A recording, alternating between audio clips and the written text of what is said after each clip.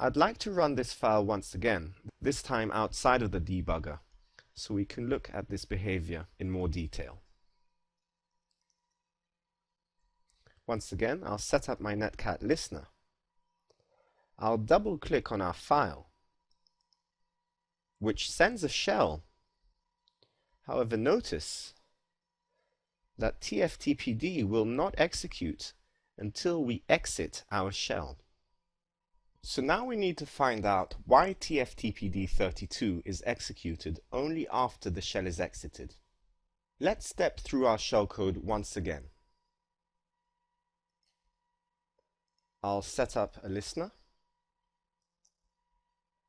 and I'll open the 03 file in Oli.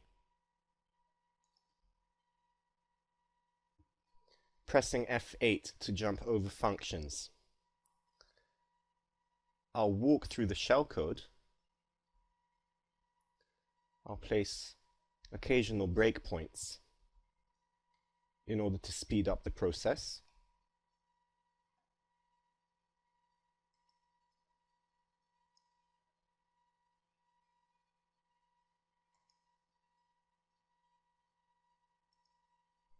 And we'll continue to step through.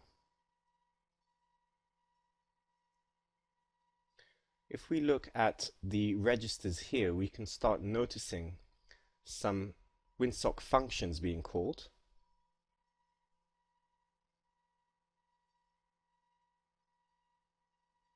And I'll continue to step through.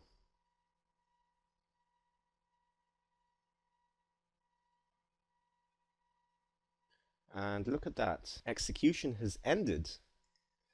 We've received our reverse shell. And this function right here seems to be hanging. Wait for single object.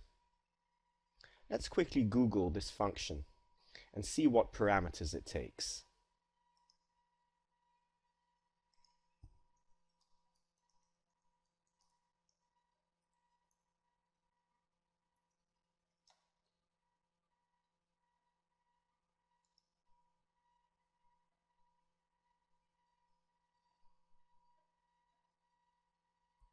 So this function waits until the specified object in the signal state or the timeout interval elapses.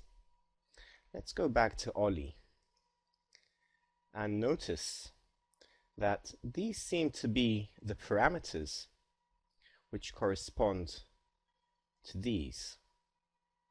So -1 effectively means infinity milliseconds.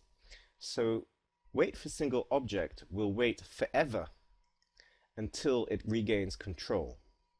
We can change that if we change this -1 to a 0, which effectively means do not wait in order to continue. Let's save this change to a file.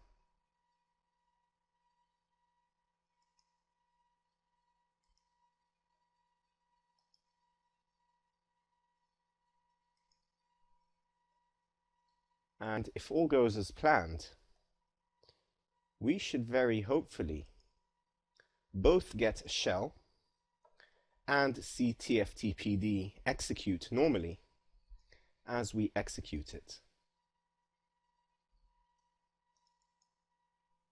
Wonderful.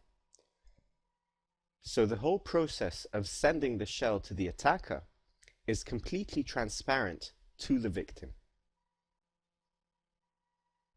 The moral of this story is, never run executables which come from untrusted sources.